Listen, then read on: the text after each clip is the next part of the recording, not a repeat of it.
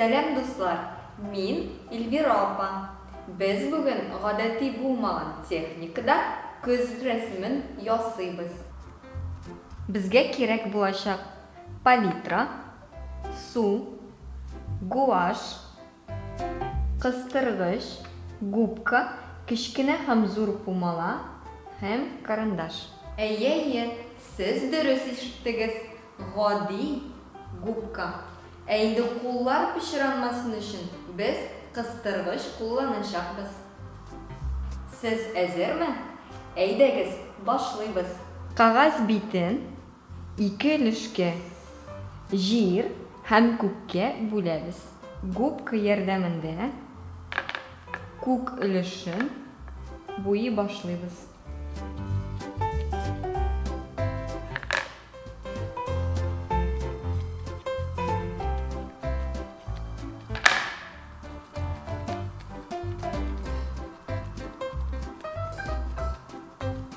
Төсләр калын ятсын өчен ак төсне дә кулланабыз.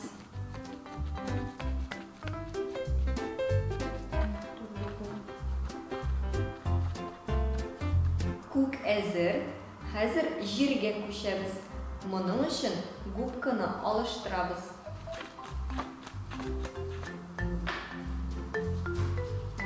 Әзер фонга агач һәм аның ботакларын ясыйбыз.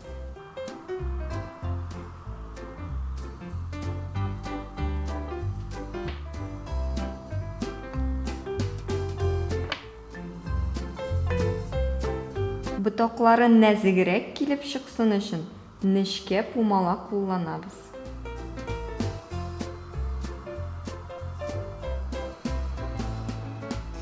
Агачның юанлыгын күрсәтү өчен кара төс өстибез.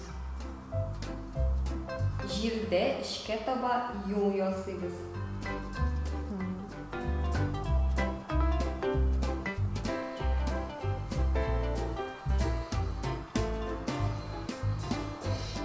Балалар, күзнең төп төсе нинди? Әйе, әлбәттә, сары. Сары төс белән агачның яфракларын тидереп ясыйбыз.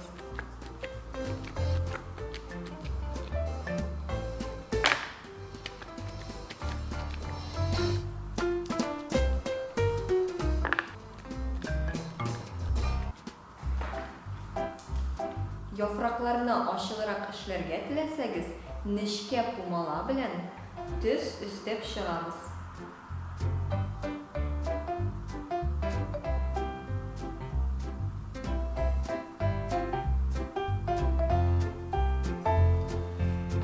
Безнең көзге рәсемебез әзер. Мин сезнең белән киләсе очрашуларга кадәр сау булашам.